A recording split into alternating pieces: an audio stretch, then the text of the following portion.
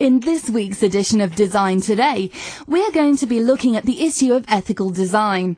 In the studio, we have Jeremy Wales, who lectures in ethical design at the International College of Design in London. Jeremy, perhaps you could start by telling us exactly what ethical design is.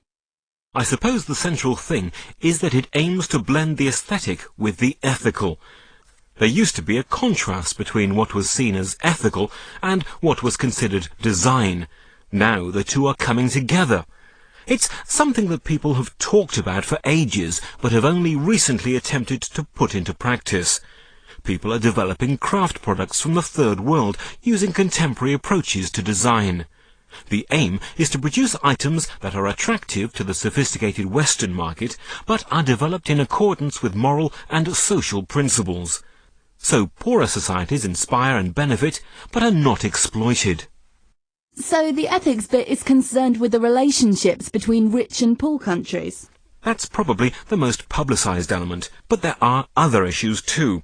For example, ethical design pays much more attention to ecological concerns in the production of goods and to the preservation of the environment. There's also a strong strand within the movement which acts against the designer mentality, promoting unlabeled equivalents, which are just as good as and half the price of their labeled versions. It sounds great. Could you give us a specific example of ethical design in practice? Of course. I could tell you about LOSA, for instance.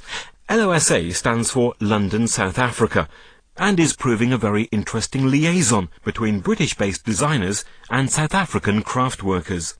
British designers went out to South Africa to help craft workers adapt what they produced. They used to make what would sell to tourists, but Western design experts told them they could earn a lot more by adapting their goods so they became attractive, desirable items and not just souvenirs. They now sell to some major design stores in the UK and will be expanding into other European countries soon.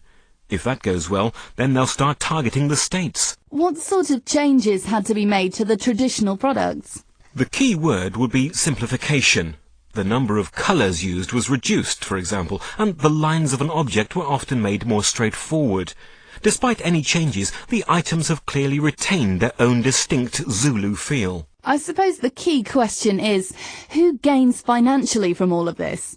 The Western experts or the Africans involved in making the goods? The ethical approach holds here too. The British designers have taken only a small fee each, and the rest of the profits are ploughed back into the business. The South African members of the project are involved throughout all the processes and say that it has been an amazing learning process for them. Ideally, there will be no need for the involvement of British designers in the future. All the work will be able to be done locally. Thank you, Jeremy. I'd now like to turn to another ethical design project, this one taking place in Brazil.